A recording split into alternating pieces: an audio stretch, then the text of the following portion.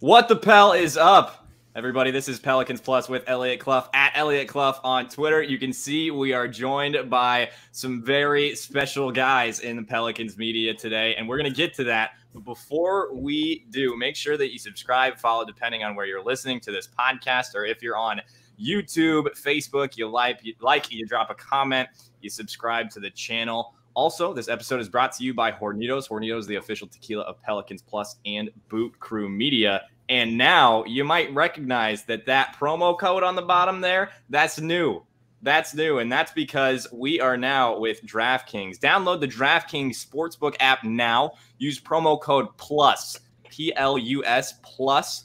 Bet just $5 on any NBA team to win their game and win $200 in free bets. If they win, you win with promo code PLUS, P-L-U-S, this week at DraftKings Sportsbook, an authorized sports betting partner of the NBA. If you're in Louisiana, you can still download the app and play for prizes. Must be 21 or older, New Jersey, Indiana, or Pennsylvania only. New customers only. Minimum $5 and $1 wager required, one per customer. Excuse me, that wasn't in the script. Restrictions apply. Definitely choked on my own spit there. See DraftKings.com/sportsbook for details. Gambling problem, call 1-800-GAMBLER. And now that we're 10 minutes into the episode, we got all the guys here. We got Justin Napoli from Pro Pels Talk, Raph and Garrick Rattler from Pels Pod. Very excited for this one. Gentlemen, we're going to skip all the pleasantries. We're going to skip all the intro because I'm out of breath already. We'll start with the starting lineup, because that has been the conversation all over Twitter this last week. Raph, I'm going to start with you. I mean, we're guaranteed to see BI and JV in that starting five, but what other three are you looking at here?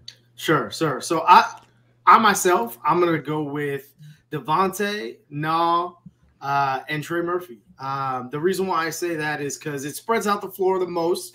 It's kind of similar to, Zion and BI. Kind of let BI be the primary ball carrier and kick out to guys on the wing. So I think that people are going to be focusing in more on BI, obviously with Zion being out. So it's going to be on his job to get other people involved and get going on his end. So I'm excited about the lineup, to be honest with you. I think playing through JV is going underrated in this whole time without Zion, because he carried that Memphis team a lot last year. And so I'll be interested to see if Willie Green goes to him early and often. Garrick, how about you?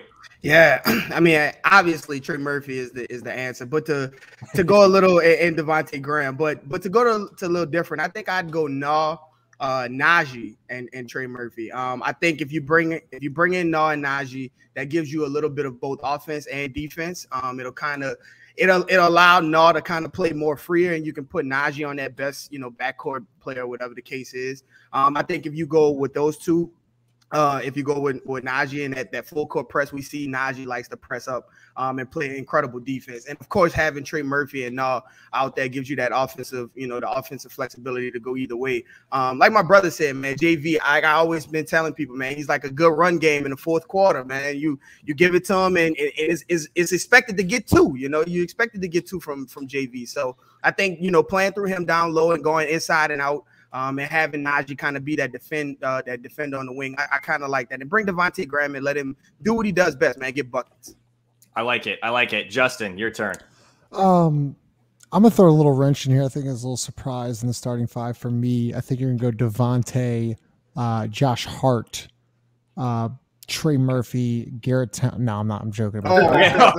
What about Pelicans Twitter all on your butt? I had to throw that in now. So I think you go Devonte, Hart, Najee, BI, and JV. That's starting five. I think Nickeil Alexander-Walker coming off the bench. I really like him running that second unit, but I've been saying it all along. I don't really care who starts, more of who finishes, and I think Nickeil Alexander-Walker is going to be in that closing group. And that's all that really matters to me, because as long as Nog gets 30 plus, I don't care if he's starting or coming off the bench. He's gonna get his minutes. And I'm with that, and we're going to talk about closing lineups and rotations here in a second as well.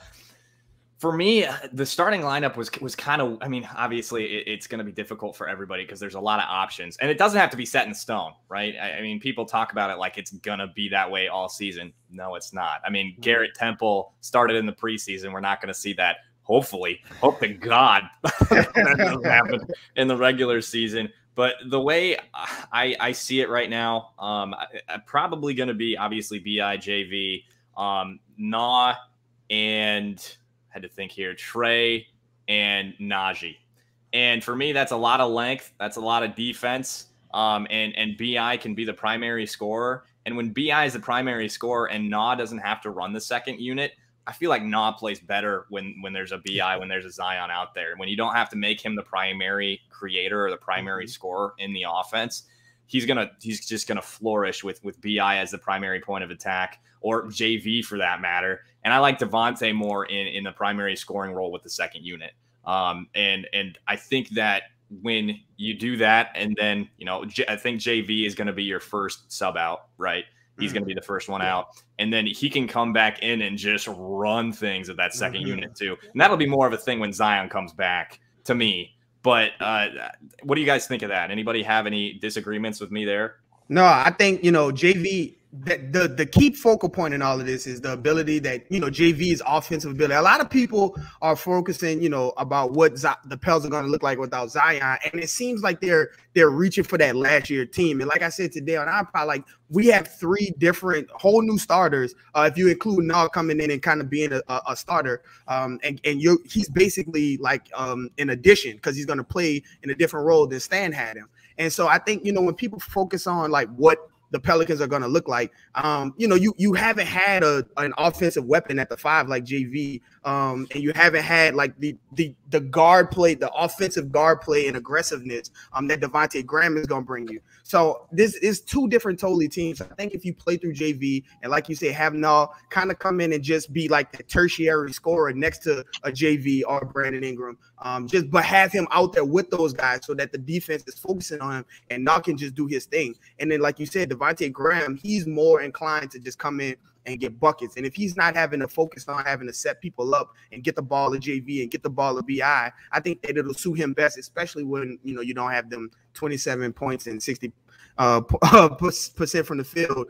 That people seem to forget that Zion does when he's in a Pelicans jersey. But yeah, so I think, I'm right along with you. I'm right along with you, Elliot. Yeah, I mean, and to me, again, very similar to Nat.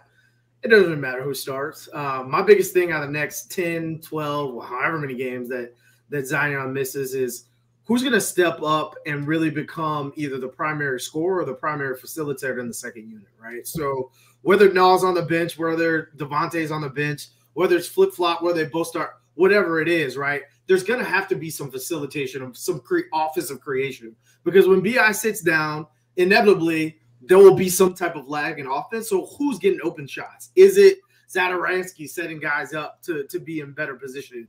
Is it Kyra being more aggressive, who he showed a little bit in the preseason that, we were kind of down on him after the summer league. So he showed that, hey, I'm trying to get in that. Will it be Herb? He's one of those guys that can turn defense into offense, and that's really what gets this team going, right? When you got Jackson Hayes running up and down the court. So I think it'll be a mix of a lot of people, and I think it might benefit the team to some degree once Zion gets back to say, okay, these guys kind of stepped up. Let's see what more they got, and how can they kind of get this second unit off and run into a hot start.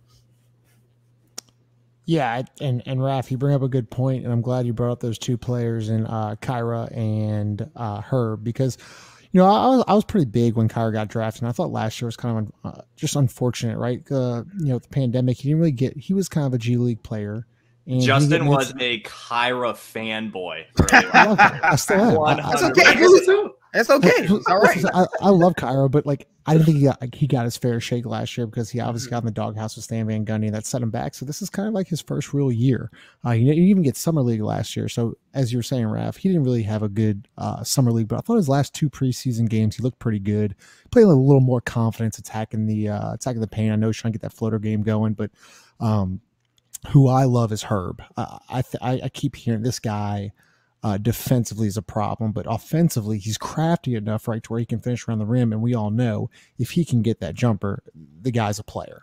And that's something with Griffin that, I've been really tough on Griffin, but he's drafted very well. I mean, we'll see what happens with Kyra, but Herb's a player, Trey's a player, Jackson's a player, Nah's a player, and obviously Zion. So that's a pretty good draft class. But I think Herb Jones is going to open up some eyes here earlier in these first 2 weeks.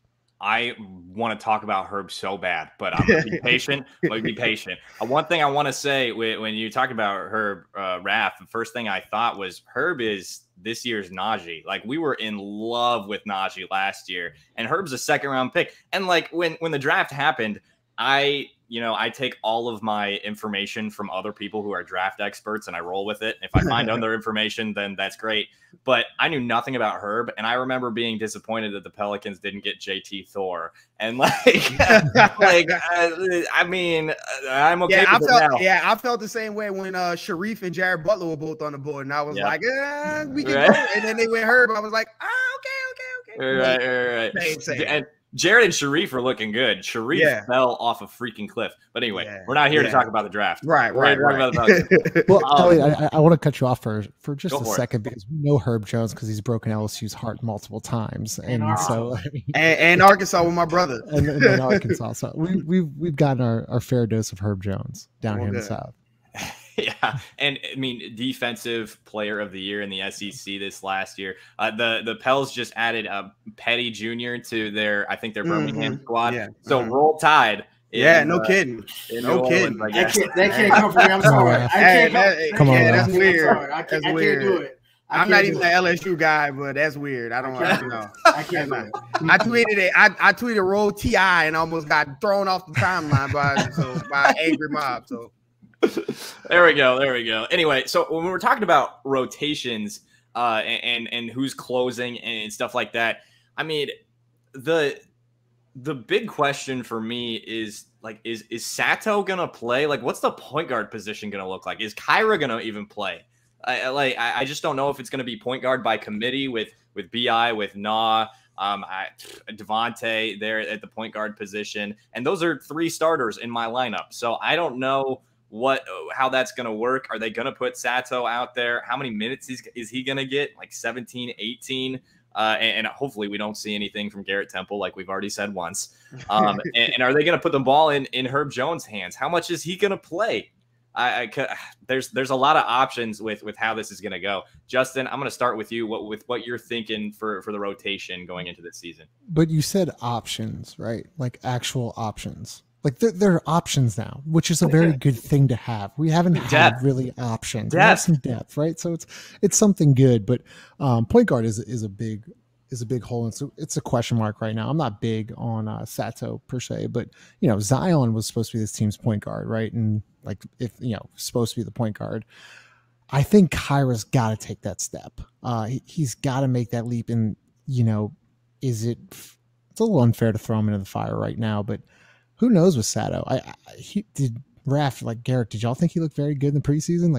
I wasn't. I mean, he's a facilitator, maybe a manager, but that guy's gonna get 17 minutes a night. Well, I don't know about that. So I'd probably rather give it to Kyra or if Devonte doesn't come off the bench, right? And that's kind of like the debate: does Devonte come on the bench? Or come off the bench, or does he start? So I'm looking more towards Kyra running that backup point guard, and then obviously you'll have Trey Murphy, and I think Josh Hart and Herb Jones coming first off the bench, and then Jackson, of course, right? So Jackson was a full participant today. I think he's going to be ready for opening day, so he'll be thrown into that mix as well. So you got a lot of guys. Yeah. And to piggyback off you mentioned we didn't have options last year. We also didn't have very good coaching. And I feel as if no shit. Willie would be the type to say either Kyra's got to go in tonight or he doesn't, or Josh Hart's got to go in tonight or he doesn't. To your point, let's use our bench, right? Let's figure it out who's going to give us that extra punch. Because, you're down 27 points a game on 60% shooting. You got to figure out how to bring that offense from somewhere, right?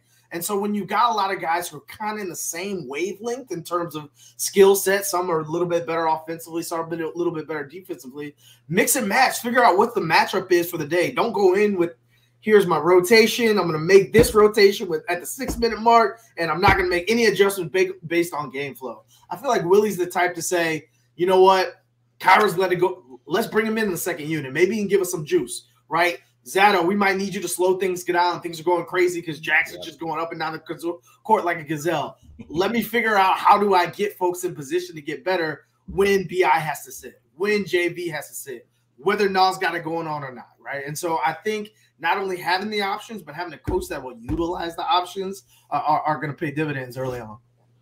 Yeah, just to piggyback off Raph, I've always discussed about how having a former basketball player is going to help in rotations, because he's going to have a better feel of, okay, this person might not have the best first quarter, but I know if I can get him back in the second quarter, or whatever the case is. And like Raph was talking about, a lot of times last season we dealt with, hey, I don't care that Najee has 15 points in the first half. He's sitting down in the second quarter, and because that is just how the rotation is supposed to be. And so when you look at this roster, and Willie Green kind of alluded to it today, he was talking about how there's so many different options, and like y'all said, and so many different players that can play so many different positions that he's going to have to make a lot of tough cuts. I mean, not tough cuts, but tough decisions and stuff as far as starting lineup and things go.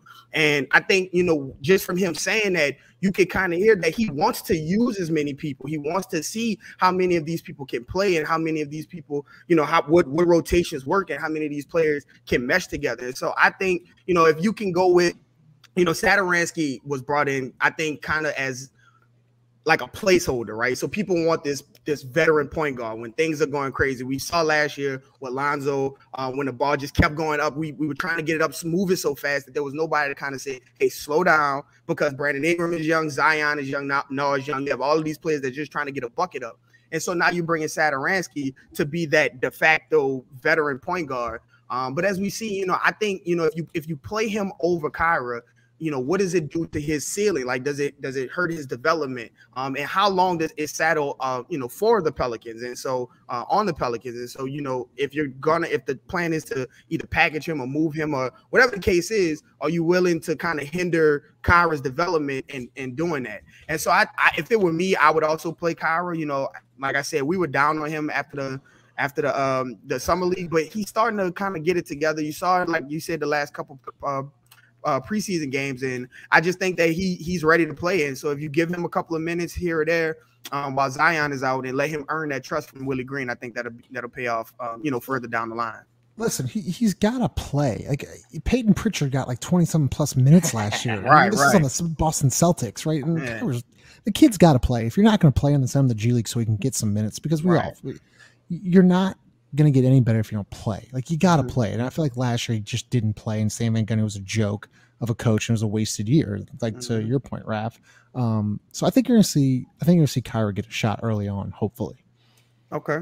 All right. So let me ask y'all this. So do you think, if it comes down to it, who's going to be playing more between like Josh Hart and Herb? Like, if it comes down to pulling one of those two players, because you have Josh Hart there, but like Herb, if Herb can hit what he hits, it looks like Herb could be a supercharged Josh Hart. And so where would you go, with that?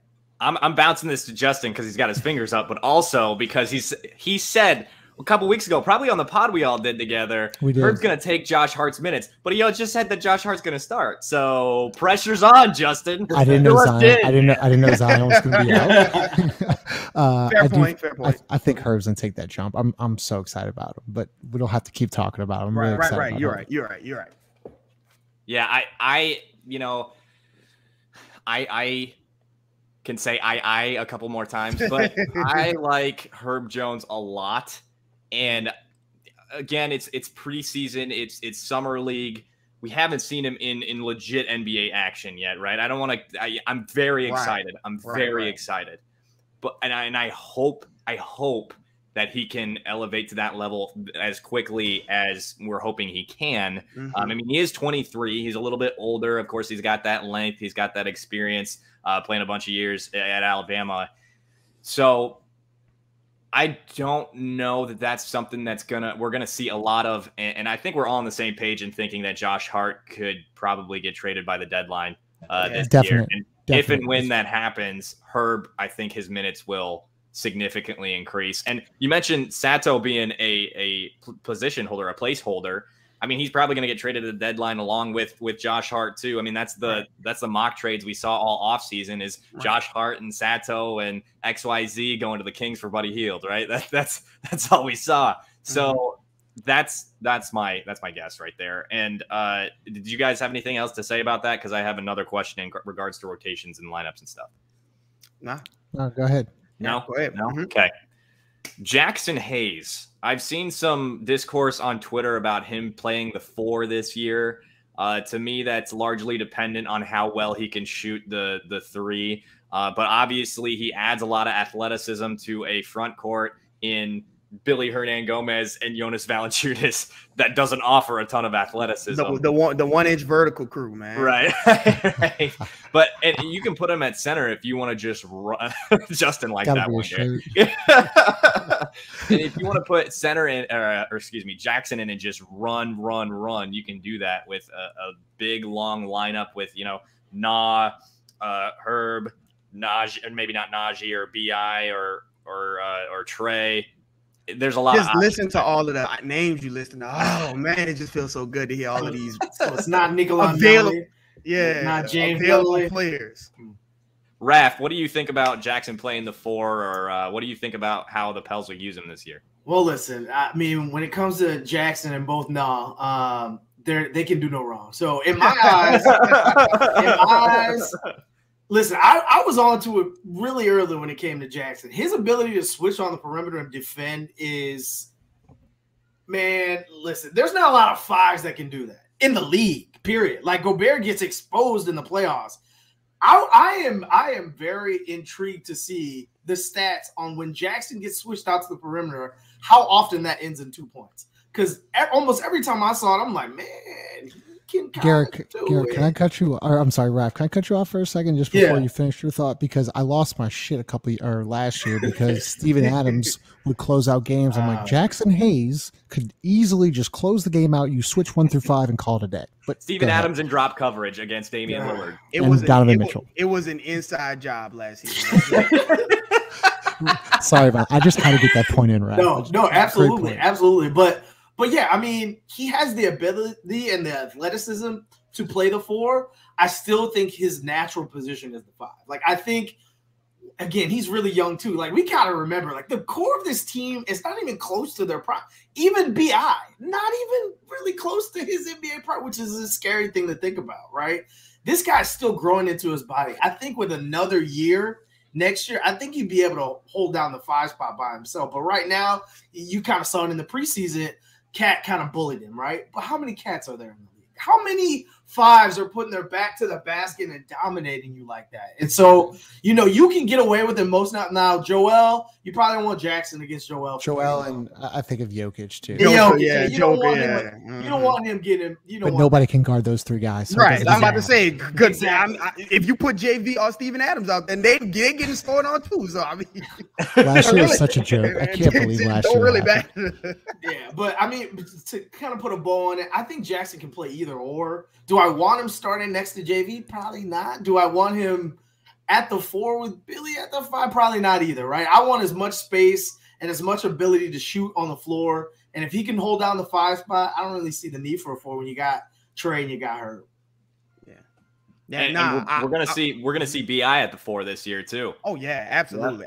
But I think I like my bad, just no. I like Jackson a lot. Like, you know, my brother, he is Jackson Hive. He's been Jackson Hive for 2 years now. Like, Jackson, he created a character on NBA 2K, which we play every day, that is Jackson Hayes. He literally created Jackson Hayes. But like, I mean, you look at Jackson and you look at all of the different things that he can do on the floor, both offensively and defensively, just being a rim runner, and just what I think that Jackson can bring in. I think we talked about this early on one of the pods. I think when you mentioned Gobert, like, Gobert allows players to push up and play defensively harder because they know they have a shot blocker behind them, and that increases the defensive intensity. Well, if you don't have a shot blocker behind you, you know, you're trying a little bit, trying to protect yourself and protect them from getting to the goal. Whereas if you can play up on somebody, and I think that plays into the defensive guys that's on the bench, like a Herb, like Didi, like Najee, like players like that who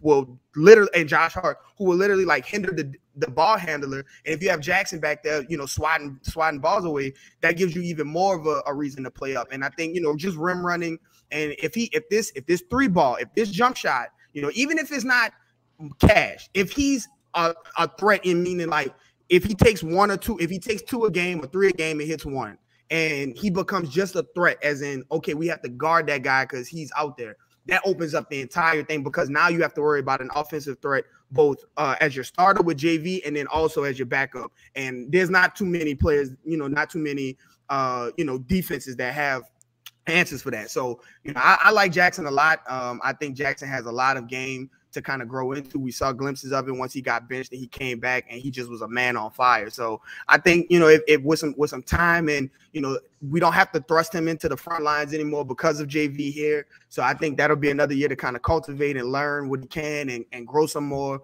But I'm really excited about Jackson. I think he's going to be, this is going to be a really good year for him. Jackson shoots 34%.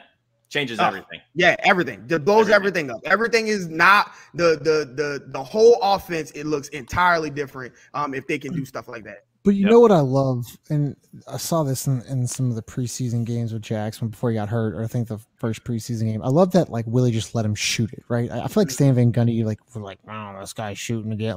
You're getting that little curmudgeon response. I feel like Willie lets you play. Impeccable SVG impression, Justin. Yeah, that was. I don't know where that came from. It was just a little fucking curmudgeon. I can't get him out of my head. Sorry for cursing. But no, I'm very excited about Jackson Hayes too.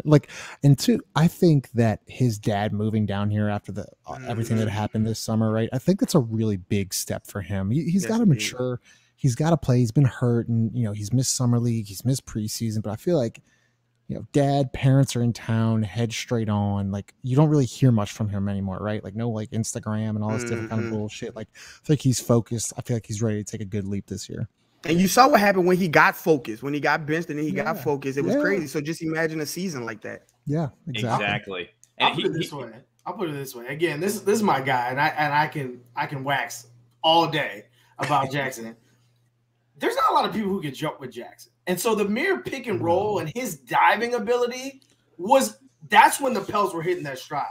Now, if you give the pop to him as well, if you give a step, he's going over top. And that's 2 points, and you ain't jumping with him. And now you got guys who can give in the ball. Devonte's a really good passer. And Naw is a better passer than people think. And so, man, I think that guy, and he brings a nastiness to him. He tries to dunk on people. I think we need that. We have too many nice guys. You need a guy who's going to set the tone and be like, no, man, y'all ain't walking over the Pelicans today. Yeah. Jackson's that guy, man. The fact that he said he takes a lot from James Johnson, I'm like, that's what we need on the team. Yeah. You need Najee, you need Herbs, you need guys like that. You know what else?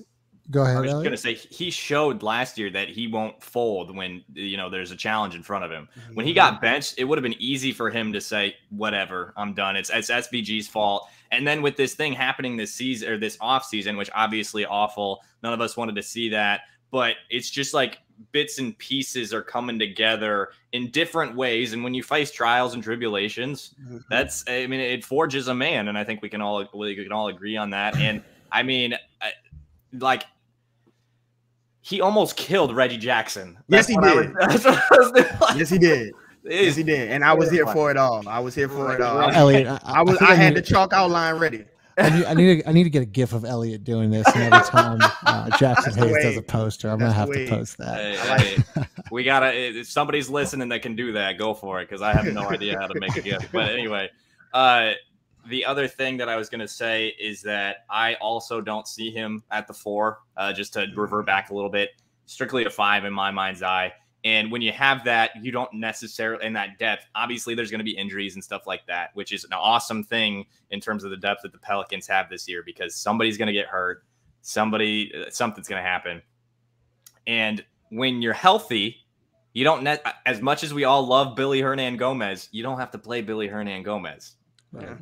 Right. So I love Billy, but Jackson just brings a different element than Willie. And I mean, it just is what it is. And I love Willie. Willie is Mr. Double-Double. I mean, you put him in double-double, but I mean, if we're talking about competing and being at the best versions of ourselves, I think Jackson as a backup 5, rim running, kind of giving you a kind of if JV's your thunder, then he's your lightning, come in and kind of run up and down and block shots and be flying everywhere. I think that's the best version of the Pels, just having that kind of switch up between them two. And one thing Jackson's gotten a lot better at is the short roll later in the season. He was getting that short roll instead of taking a dribble and going up, he was kicking to the opposite corner, which was leading to open threes. Now, be it was Eric Bledsoe, it was an automatic brick, or last year was not real. It was a fever dream. This year he's going to have shooters around him, so when he catches that short roll, he's got that defense collapse, and he can kick it to the opposite corner, hit corner threes, and that's something that I think he's really progressed and matured from Derek Favors and Steven Adams, because those two guys were actually good at doing that. So Jackson Hayes, you see the progression coming. Yeah, I think he's a very underrated passer, which, again, this guy according to Raph, he's very underrated just overall. Listen. This guy, you got to remember, we knew he was a project coming in. Like, he didn't start as a freshman. It took him, like, halfway through the season, and then he was picked 8th overall. And so, like, to see his progression, he's probably in the top tier in terms of athleticism of big men in the league. Like, there's not a lot that I would put him over him. So if he can – You tell the strokes there. Like, just by the way he shoots free throw, I'm like, oh, this guy's going to be able to shoot. Yeah, the thing to me that really kind of sets it over, to Justin's point earlier, is the maturity. Not only did, hey, you bring your dad in to kind of ground you, but the wherewithal to figure out, hey, if I'm going to grow in this team next to Zion Williamson, I need to be able to shoot the ball. Like, I got to be able to shoot the ball at the 5, because I can't just sit in the paint all day. I've got to be able to add more things to my game. So the fact that he went into this summer was like, that's what I'm going to focus on. And you hear everybody talk about, oh, Jackson can shoot now. Like, that only bodes well for, I think, that guy's future on this team. And if JV's out and Jackson starts and Zion's back and healthy, most athletic lineup in the NBA right away. Like, you don't have to. You could tell me Garrett Temple and Sato are starting, and it'd still be the most athletic lineup in the NBA. Sure. Yeah, absolutely. I think everybody's waiting on, whenever we can get it, that either Naw and Jackson bookends, and then having Trey, Zion, and BI in there, and just having go crazy. Just go crazy. I think everybody's waiting on that. You could have Trey and BI stand on opposite sides of the court, stretch out their hands, and they probably touch each other. And then just have Jackson in front of the rim like that. Yeah. Right. Maybe the Pels play a little zone this year. Maybe the Pels play a little zone this year. Bro, with all of them lengthy arms, bro, that's not a problem. I don't see that's why that wouldn't be a thing. Now, Stan Van Gundy wouldn't do it. Willie Green would do it. Yep. He'd make an adjustment. Well. I gotta say, I'm gonna say it very quickly. I could not be more in love with Willie Green. I am enamored. If they made this hire last year, we'd be astronomically ahead compared to where we're at right now. Mm-hmm. But they made the hire. That's what matters is he's around. And now we've talked about rotations. We've talked about some more things that are going to be more pertinent coming up here, but we have to talk about Zion. This is a situation that is just kind of annoying, and we were misled by Griff. Shocker, who would have thought? And by Zion for that matter. I mean, where are you guys at with this whole thing? Are you hopeful he's back sooner rather than later? Are you more of in a next man up, forget about it kind of mentality, or hoping he's back by Christmas? Where are you at? Garrick, you go ahead. Like I said earlier in today's pod, I think I'm more of the look. I'm conditioned to the darkness. I was born in the darkness. I'm so used to our players being, some of our more major players being hurt that it's like if he's out, then fine. Like, there's nothing we can do about it. Obviously, we were misled. Obviously, Zion misspoke. Obviously, there was some setback. Something happened that obviously we won't be getting him for at least 2 weeks, 2.5 weeks, 3 weeks, whatever the case is. My thing is, the team, this roster is more. It's not the same roster as last season, and so you have more. This roster is more ready to deal with this situation than last season, right? I think a lot of people are reverting back to last season, thinking about Bledsoe and Steven Adams and that roster that we had. But I think, if you just look at it totality, like if the Pelicans can stay within 500 or 1 and 2 games within 500 while this crazy situation is taking care of itself and Zion comes back, then I think the Pelicans will be definitely, still in a position of where they want to be, being in that play-in position or maybe even a little better than that. And so, I'm of the mindset like, look, he's hurt. He's not going to be here. But we have Brandon Ingram. We have Zion. I mean, we have Null. We have Devonte Graham. We have JV. If the players that we've been tweeting about and podcasting about and talking about, everybody's tweeting Null Hive. Everybody's excited about Jackson and excited about JV and excited about what Brandon Ingram's going to do in his development and things like that. If we feel this way about these players, then we have to give them the opportunity to go out there and compete, because you know we've seen this team pull out wins when it's like they won that game. How did they do that? And that was playing 2.5 on 5, or at that point 1.5 on 5, and then also being handicapped by the former coach. And so now you don't have that. You have a better roster around this team, around Zion and Brandon Ingram. You have more offensive options. You have Trey Murphy, who we were begging for that player last season and probably the season before that. And like, here he is now. And so you have this player there. So you have to give everybody an opportunity to come out there. And if you think that they're going to be terrible and disappoint, that's fine. I understand. And I get the frustration, but like, at least give them a chance to disappoint you. Like, don't just straight up go on to it and be atting these players like, oh, we lost Zion, so you guys suck. And so like I asked on our pod, like, bro, are we Pels fans or are we Zion fans? Because I get it. Like, I love him and I hope he's back. And I hope he, you know, and when he gets back, he's going to come back and be 27 and 6. But we have other talented players. And so my mindset is like, bro, look, I'm not going to throw water on the whole entire team, because Zion is Zion and dealing with Zion things. So that's kind of where I'm at with it. Sorry about that. I'm sorry about that. No, you're good, bro. Justin, you and I have shared some frustration with the whole situation. Yeah. So I'll let you go ahead. Very warned is frustration. I mean, you know, listen, I went off on a podcast last week about Zion, my thoughts. It's all good. It's all good. That's funny the way you admitted that. Eric, to your point, I'm just like sick and tired of everything. Like Anthony Davis for 7 years, that was miserable. Like, let's call a spade a spade. That was miserable. DeMarcus Cousins, we're finally becoming a team. DeMarcus Cousins tears his Achilles. You know, Chris Paul leaves. Like, everyone just wants to leave. Like, I just want Zion to be Zion. And I feel like ever since Zion got here, it's just been the Zion show. And then to y'all's point, the Pelicans. Like there's some good players on this roster. And I don't know why Zion doesn't see that. Now, yes, he broke his foot. I understand things happen. Injuries happen. But every year the guys come on overweight. He was overweight his rookie season. We all remember that. Yeah, they shut him down. They shut him down the summer league. Then he gets hurt with the meniscus, comes back for 15 games, pandemic. Then, you know, once again, with the bubbles coming back, he randomly leaves for 9 days, 15-minute break. Y'all know the story. Then this summer, right? It was not a fun. Thank you for that. It was not a fun off season, right? Like, Zion's family was all pissed off, and we want to get out of New Orleans and all this stuff. And I just wanted the guy to show up. And then what happens? Shows up. Miraculously, he breaks his foot and nobody knows about it besides David Griffin. I mean, we talked about this. Zion Williamson is probably the most popular 21, 22-year-old besides a TikToker in this entire world. Everybody who knows Zion, like, you see Zion. He was at USC, he was at Duke, he was at frat parties. Like, no one really saw him in a boot. Like, it was just very odd, the whole thing. And then, you know, we're finally excited for the season. Trey Murphy has a great summer league. They go undefeated, all these great positive things. And then media day comes and you hear the piano and you hear David Griffin and Zion don't like each other. And it's just, I'm like tired of talking about it. I'm excited that basketball's actually going to start on Wednesday, but I just want to see Zion get right, get healthy, and come back and take it seriously. And let's like go win some games and get to the playoffs. Because listen, guys, this is his third year. We haven't sniffed the playoffs, like not even close. So I'm tired of it. Just show up, play basketball. Let's win some games. Raph, how you feeling? I feel that, bro. Like a eulogy. Like, nah.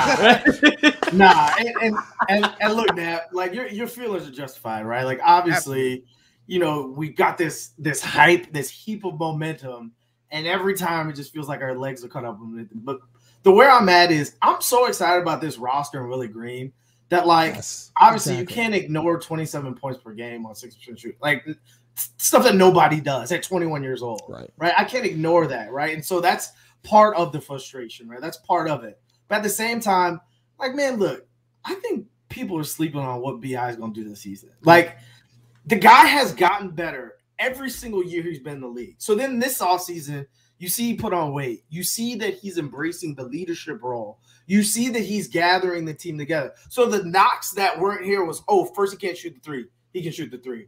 Oh, he can't pass. Then he can pass. Oh, he starts locking in from a leadership perspective and carrying. Now the next step is, does he play defense? Does he embrace the role? And you could already see in the first couple minutes he was in, I was like, okay, B.I. actually cares this year on the defensive end. And so that tells me he's buying into Willie Green. And so, I'm at the point where I'm so confident in what Naw can bring, and what Jackson can bring, and what JV can bring, what Devonte can bring, that like people look at the Clippers roster and I'm like, okay, yeah, you got Paul George left, you got Reggie Jackson, but then like it's a bunch of guys on that roster. But people are like, oh, the Clippers are a top 5 seed. Why? They don't have Kawhi for the whole year. And so to me, I'm like, yeah, we're probably going to be without Zion 10, 12, however many games. But that's not a reason to look at this roster and be like, oh, they got no shot. Right. And so and so to me, like, I'm not going to let that knock me off I'm excited for this team train. Because I think that the piece that we added, especially in the coaching element, the guys that are coming back a year older, a year more mature, with more to their game, and Najee, and Jackson, I think if we're so excited about what that team could be with Zion, him not being there shouldn't derail us and be like, oh, we're going to be picking top 5 again. And Raph, I'm glad I got to sign off here in a second, so I'm going to get my last thoughts. But a lot of people that were forgetting about, like, that as on the coaching staff, is Mike D'Antoni, who I've heard has done some really good things with this offense. Like, everyone like kind of just forgot about that. But that's what I'm talking about, Raph. Like, there are so many good things about this team, and I'm just so sick and tired of like the national media and everything being about Zion, that let's focus about Willie Green, let's focus about Trey Murphy, all those different kind of things, because this team is good. And guess what? So towards Garrick's point, if this team can go 8-6, 9-5, and then get Zion back, get him healthy, everything like that, like that trade deadline does become interesting, because then you're going to see I think Griffin move some pieces and try to acquire a bigger guy. So I got to sign off. I got to go ahead, but I appreciate everybody. Go Pels, opening night Wednesday. Are any of y'all going to be there? We'll be there. Yeah, we'll be there. Let me know. Well, I'll shoot y'all a text for sure. Yes, sir. I will not be there. I'll be in Iowa. But you're gonna come December, Elliot. Yes, I will. I will. So. Thanks for stopping by, Justin. Good seeing you. I'll see y'all Wednesday. All right, man. But yeah, I think it's I just think it's very disingenuous to like what we were talking about with Brandon Ingram. Just like the same amount of like vitriol and the same amount of coverage and the same amount of negativity that is put into Zion and his weight and his injury and all of that. Like, I just feel like there isn't the same amount of positivity and the same amount of coverage on like Brandon Ingram coming back and being more in shape than we've ever seen him. The Pelicans maybe getting the steal of the draft in Trey Murphy, you know what I'm saying? Finding a second-round gem in what could be Herb Jones, you know what I'm saying? Like, bringing in what could possibly have been Memphis's best regular season player in Jonas Valanciunas. And it's just like, yes, Zion, and I get it. He's the story. He's the franchise. He's the face of the franchise. And when he's missing, things need to happen. But, I mean, come on, man. Like, we have other things outside of that to be excited about. And I just don't think, and it's not all rose-colored glasses, because the Pelicans are going to lose games and they're probably going to look bad at some point. And, and it'll be, oh, this is why Zion doesn't want to be here, even though Zion isn't playing. But that's just how the story goes. But I'm saying, like, this is a very talented team. And I'm just excited about the others. This team, they have youth, they have flexibility, they have a coach who knows what the hell he's doing. They have depth, and they're just going to be fun as hell. They got speed. They're going to run up and down and up and down and up and down. And if things need to be changed, there is cap room, there's flexibility, there's tradable contracts, there's assets, there's all kind of stuff there. So this is something to be, if there needs to be changes, if Zion comes back and we are like right there and there needs to be changes and there's a trade available, we have the assets to make that trade. And the other thing, too, is about this level of depth. When you look at Josh Hart getting regular minutes, around this time without Zion, Herb Jones is probably going to play more.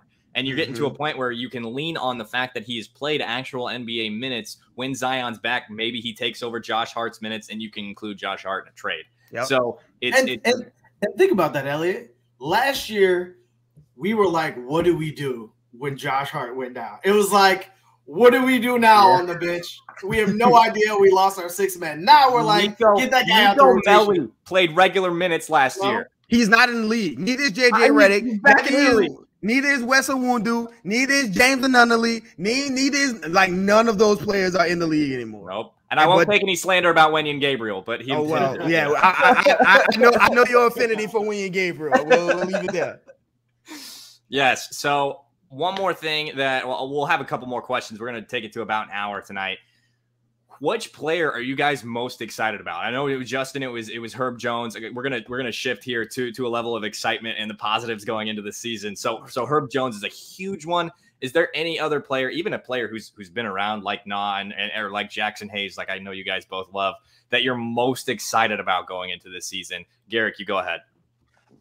So everybody knows how I feel about Nah. I think this is the jump for Nah. So I've talked ad nauseum about him. So they know how I feel about Nah. But somebody that I'm really, really, really interested in seeing in this Pelicans team in a role and whatever role that they're gonna have is gonna be Najee.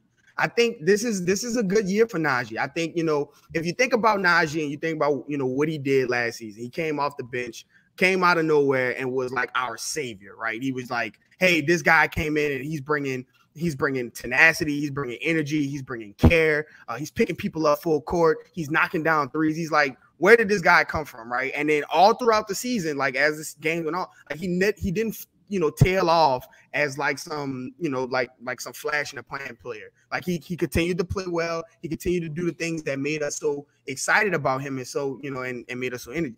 So fast forward into the summer league. And before the summer league started, we did a podcast and I said, I want to see the second year players who are playing. I want to see you separate yourself from these younger players and things like that. And so Najee did that. Najee looked like the best player on the team. Najee looked like the best player on the floor.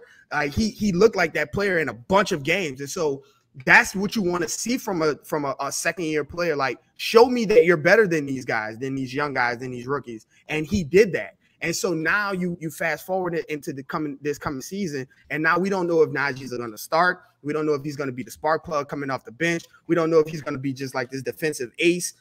We don't know what's the role for Najee. And so when you have a player that some people are okay with him, like myself, if we need to while Zion is out, with him starting, and then you have some people who's like, well, if he's just used as a defensive ace, then we're probably in the best place. So you have this range of like, what are the roles that he could play? I think that's very intriguing. And the best part about it is I think that he'll be able to live up to whatever it is, whatever role that he is. If he needs to start, I think that he'll be a plus player. He'll pick up defensively, and Najee won't be the reason we lost the game. And so I'm very interested to see how he fits in this role, how he fits in this team with these new additions, and like how Willie Green deploys his defensive ability, his tenacity. And I just want to see him, just take another step, like become, an actual role player on a good team. And if he does that, that's just another weapon for Willie Green's disposal.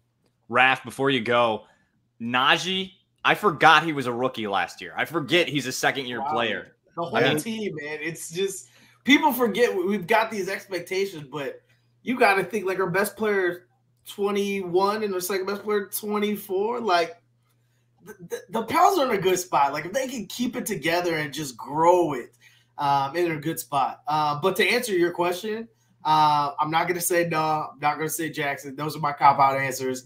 I'm not going to say Trey because that's a cop-out answer. My answer is Devonte Graham.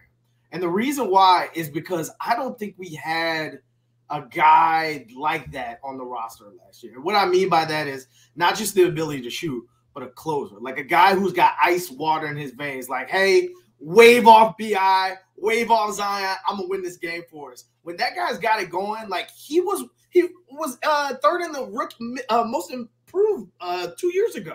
Like that guy can score, right? Yeah, they drafted LaMelo, so it took him out of his element. But I think having a guy like him, especially while Zion is out, I think the preseason he was in there trying to figure out his flow, figuring out how he mixed with the team. He was setting other guys up a lot. But in his role, which I think the best role for him is that sixth man to play with JV or to play with Zion when BI and JV sit down or whatever it is, where you just go get buckets off the bench. I think that guy's going to be a pleasant surprise for people because the guy can hoop. And when he's on the court with Zion and Zion's driving to the lane, if they kick it out to just like he was doing this with Trey Murphy, as soon as he would let it go, Zion's gonna pass the ball, and everybody's gonna walk to the other side of the court because he's gonna be cash from three. So, man, I'm excited for his growth. I think his fit on this team is gonna, especially when Zion gets back, is gonna fit in seamlessly. I had Brian Geisinger of BuzzBeat. I had to look it up on my phone to see what podcast it was. But from BuzzBeat, he's with Blue Wire Pods to talk about Devonte Graham. I don't even know. That was a couple months ago. But his shot-making ability is just like coming off pin downs, shot creation off the dribble, catch and shoot. I was a little bit iffy. I mean, he's really short. He's a small guard. What is he, like 6 foot? 6 foot? Yeah, that's genuine. You're being generous if you say 6 foot. I don't think he might be that tall, but right. And so now with Kyra Lewis, you got 2 undersized guards on the roster, which not great. But when Devonte is on, and you look up his highlight tape, and it's a few crazy layups, but other than that, it's just a bunch of 3-point shots. Yep. What did we cry for last? What did we cry for last year? Exactly. And I was calling for an archetypal 3-and-D player, and that's what the Pels got in Trey Murphy. I kept saying, "Are we going to replace Kenrich Williams, or is he?" Really? Yeah. I would have used Kenny Hustle last season, bro. Yeah. we went from not having any players from a guard to center, and like nobody in the middle, to now the Pelicans are officially Wingstop. So shout out to Rick Ross. So like you guys said, it'd be easy to pick Nod, be easy to pick Jackson. I'm going to let Justin have Herb Jones because I think we're all really excited about him. And it'd be easy for me to see say TM3. I was on the TM3 train before he was selected. We were at 17. I was tweeting Trey Murphy. Okay. All right. I see you. So thank you. I was ahead of time. But if I'm going to pick somebody that, if I'm going to follow the trail that you guys blazed just a moment ago, I'm going to roll with probably JV. Honestly, I just think he's going to fill it up. I mean, last year with Memphis, we are just not, there's moments where they're a young team. They couldn't get buckets and like, oh, well, we got JV. There you go. 17-12. 17-12 in the NBA is nothing to be taken lightly. Right. And while Zion's out, he can continue to work on spacing out a little bit more from the basket. I mean, this is a guy who is, underrated. I think he's very underrated. He's got to be, he's at the very least a top 8 center in the NBA. Absolutely.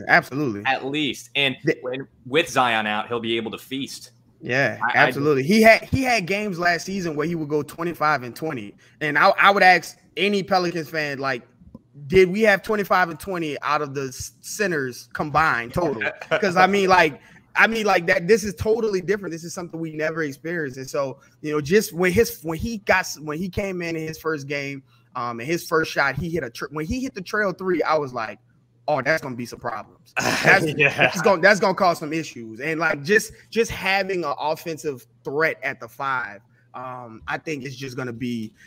You just think about that center all last season who did not care about what was going on behind him. He was just watching Brandon Ingram, watching Zion. When you take a step, Zion, I'm taking a step. And them guys still went over 25 plus a game. And so if you just think about that center saying, okay, I got to watch Zion, but like I got to keep a hand on JV and I got to feel him. And if I don't feel him, I got to turn my head to find him because he could be diving. He could be flaring out for a little jump or whatever. And just that split second to turn in your head, Zion is at the bucket. Brandon Ingram is at the bucket. Noah is at the bucket. And so that's just something totally different that they're not, that Brandon Ingram, Zion, and no, they just didn't see that last season. And so JV is definitely, I'm excited about what JV can bring.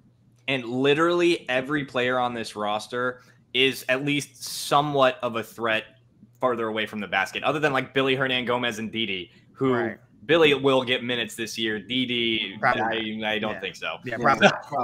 So it's just completely flipped on its head. Well, for like the third year in a row. Yeah, no kidding. But in a good way this time. Not with Eric Bledsoe and not with Steven Adams. So positive. One more question that we'll hit before we get out of here.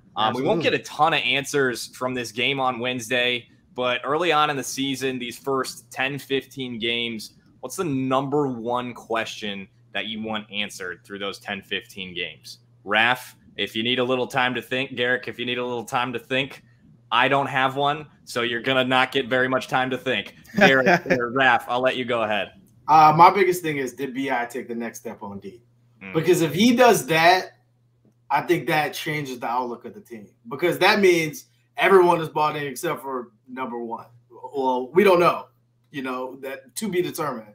But if BI shows that initiative that, hey, I am the leader of this team, I'm going to lead by example, I'm going to hustle on D, I'm going to get everyone involved, I'm going to take that next step, which I think he has or has at least bought into, I think that takes the team to a different level. If your best players are playing defense on this team, I think the team can go as far as they take them. We've been saying the same thing for 3 years now. Yeah, I said that before we started the pod when we were talking about BI. It's nut up or shut up time, man. We hear about how much he wants to win, how much he's leading the team from the coaching staff, from other players. And we saw, I think it was the first game of the season when he brought everybody in and had that huddle, and then we never saw it again. So yeah. I'm looking for consistent leadership and consistent defense from him and talking. I mean, in the preseason, I heard a hell of a lot more talking than I have the last 2 years. Yeah, no kidding. I mean, it's night and day on the bench attitude, the bench. But guys standing up, waving. I was like, what team is this? Yeah, this ain't the Pels. I know. We come a long way from Zion being asleep on the bench. I was about to say this is different. Guys were buck. I'm like, okay, wait a minute. So. I mean, you're absolutely right, Elliot. It's one of those things where you got to see it, right?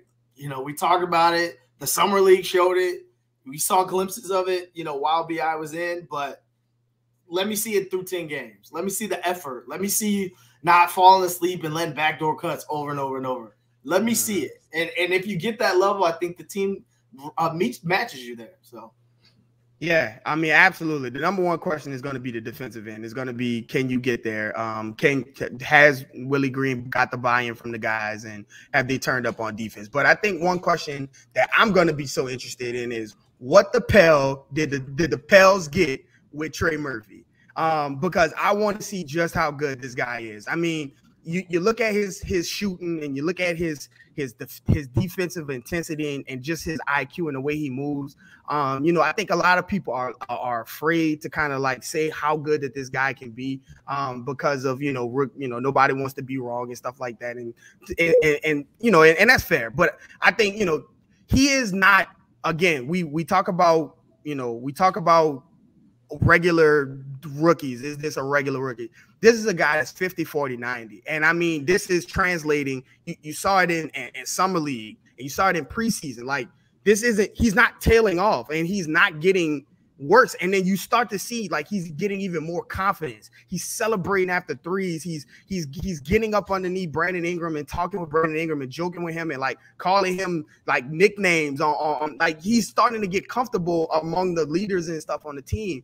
And then when you hear him talk, he's just a stoic kind of like a good, like, a good young man, but like he's very strong in his word and his conviction in the way he talks about things. And so you can tell he was raised well. Yeah, absolutely. Just the way he answers, and he looks like he's always got a lot of perspective on things. And not to say that translates into the basketball court, but those are the kind of things that you want with a good basketball player, and he's shown it. And then I mean the jumper is wet, bro. It's just it's gotten to a point, and I've said this a bunch of times, like people say that they're surprised when he misses, and I'm like, I'm surprised if it hits the rim. Like he just, it's like if it hits the rim, it goes in. I'm like, that was a bad shot, Trey Murphy. But like, because I mean, it just drops in. And so if he is really, if he's gonna be this guy who comes in and hits 6 threes or hits 5 threes because that's just what he does, then I mean that is, you want to talk about this team being unlocked. I mean, that is just a cheat code.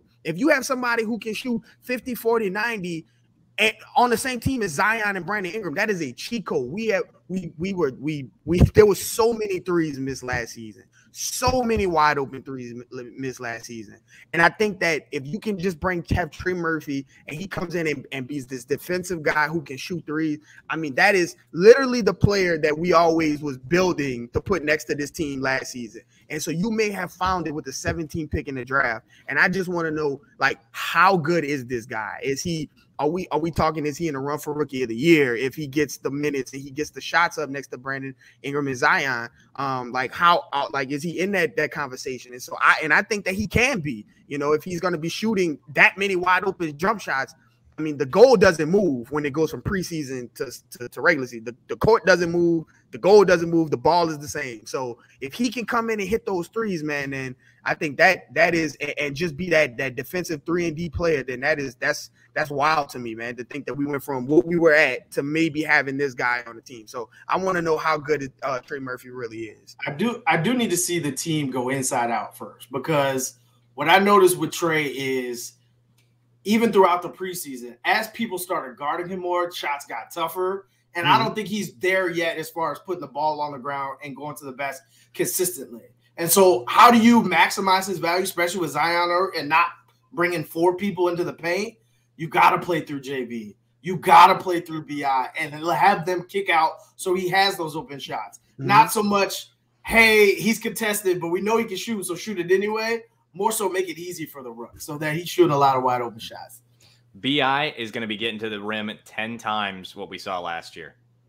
100%. Yes. 100%. The lanes are going to be open, and that's what I think is going to help his playmaking too, because he's so tall, and if he's going to have the ball, and now you can't play him up close because you have all these different players you have to watch. I think that kind of helps his his playmaking, when that'll raise that up to a level too. So Trey is going to help out Brandon Ingram, Zion, and a lot of different players. Yep. And I wanted to add one thing on TM3, and then I'll share my question. But I mean, you said it a couple times, and it's so easy to rave about his offense because he shot what, like 60% in the preseason from 3. Yeah, man, no kidding. That's not going to continue, but that's obviously unreal. Right. Freaking unreal. And the thing I was going to say was, the dude plays defense.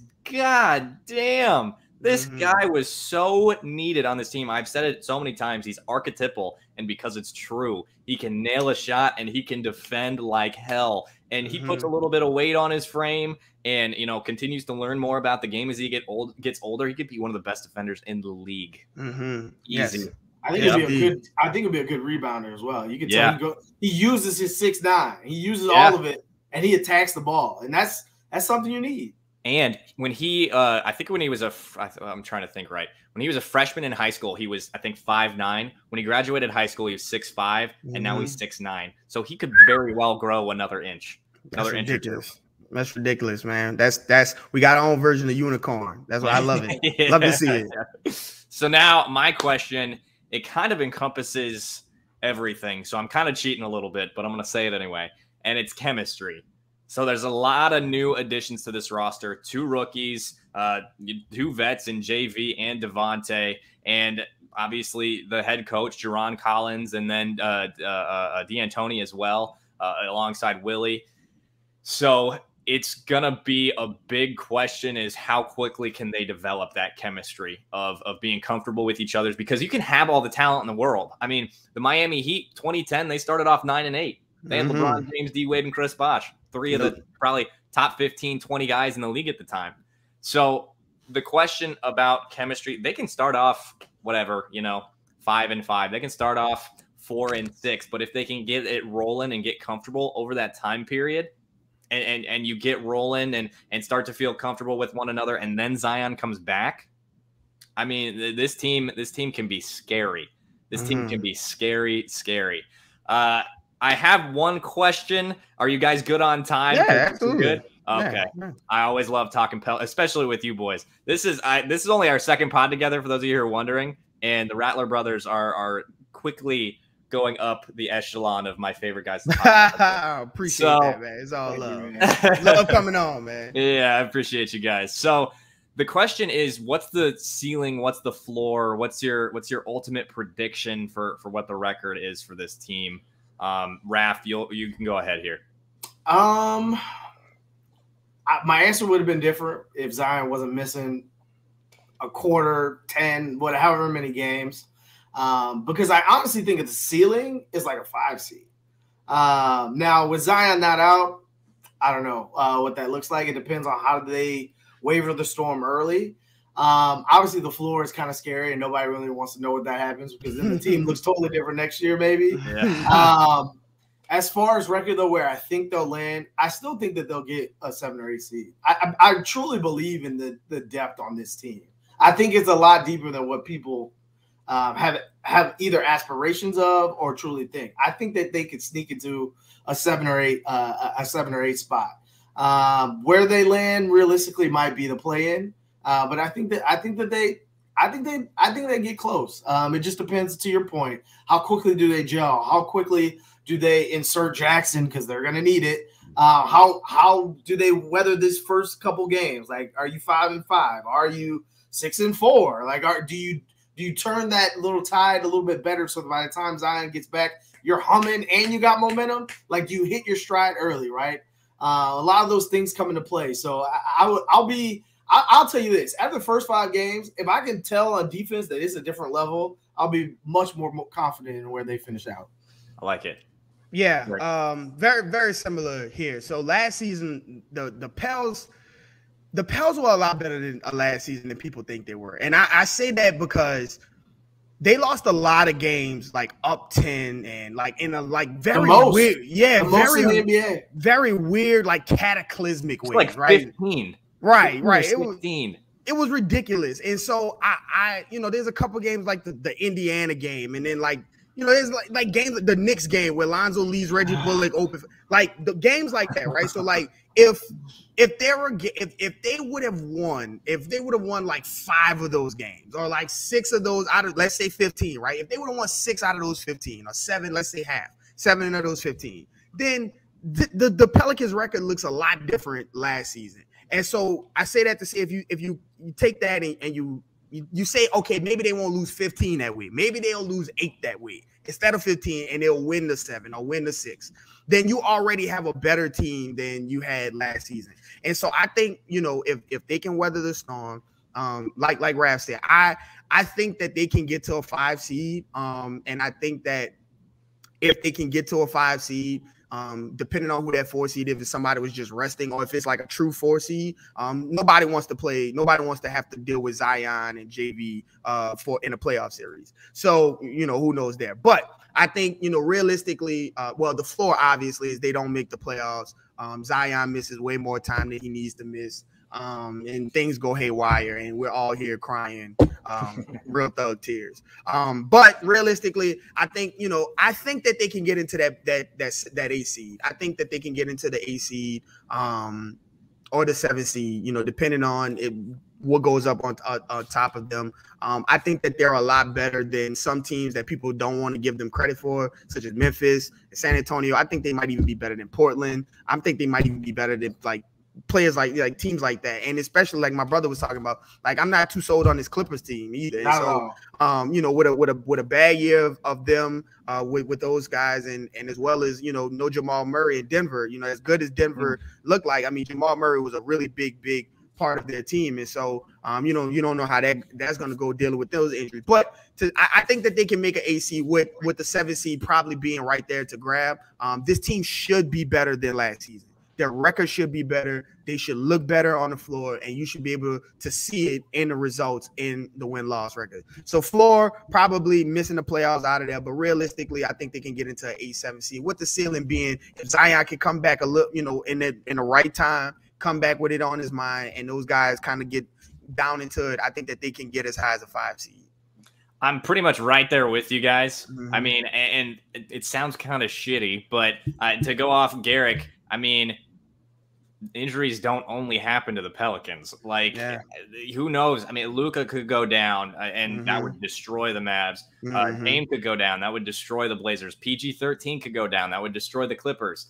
There's a lot of different variabilities, and obviously none of us are rooting for injuries. None of us want that, right. But it's a possibility, and that's a situation where the Pelicans continue to rise in the standings. And, when a lot of people like to say, if everything goes right, nothing ever goes right. Like that is never a thing that happens. Right. So, and that nothing. Oh my gosh, how am I going to phrase that right? Everything going right never happens. Yes. You hit right on the head. Luckily, we just happened to be one of the teams that our 27 points per game guy went down. Now we have another guy who can score 25 points per game. Not a lot of teams have that. And it didn't happen in the middle of the season. It didn't happen at the end of the season. We actually have two of them, because I mean, I'm telling you, if you sleep on JV, he will give you 25 right there, and you'll be like, what just happened? And Knock can give you 25. Exactly. And Devonte Graham can give you 25. Yeah, exactly. Trey might give you 25. You leave him open enough. That's what I'm saying. Yeah. And then, I mean, we can get ranting about how good these young guys are and everything once again. Yeah. We are an hour and 9 minutes in, so I want to be respectful of these guys' time. Both hardworking guys, and we really appreciate you stopping by, boys. Absolutely, man. Thank you for having us. Yeah, thank you so much, man. Absolutely. We'll talk soon, boys. Yes, sir. All right. All right, man. For those of you who are still on, before you go, make sure you like and subscribe on Facebook, Instagram, all of that. Drop a comment, drop a like. Please, that'd be awesome. Leave a rate and review on Apple Podcasts. And we are sponsored by Hornitos, of course, the official tequila of Boot Crew Media and Pelicans Plus. And lastly, make sure you do this. Download the DraftKings Sportsbook app now. Use promo code PLUS, P-L-U-S. Bet just $5 on any NBA team to win their game and win $200 in free bets. If they win, you win with promo code PLUS. That's P-L-U-S plus. This week at DraftKings Sportsbook, an authorized sports betting partner of the NBA. If you're in Louisiana as well, you can still download the app and play for prizes. Must be 21 or older in New Jersey, Indiana, or Pennsylvania. New customers only. Minimum is $5 and $1 wager required. One per customer. Restrictions apply. See DraftKings.com/sportsbook for details. Gambling problem? Call 1-800-GAMBLER. So, folks, once again, I am Elliot Clough at Elliot Clough on Twitter. They're Raphael_Rattler, and Garrick_Rattler on Twitter. Go give them a follow. Also, go check out Pels Pod. Thanks so much for tuning in tonight. I am Elliot Clough at Elliot Clough on Twitter, and this was Pelicans Plus.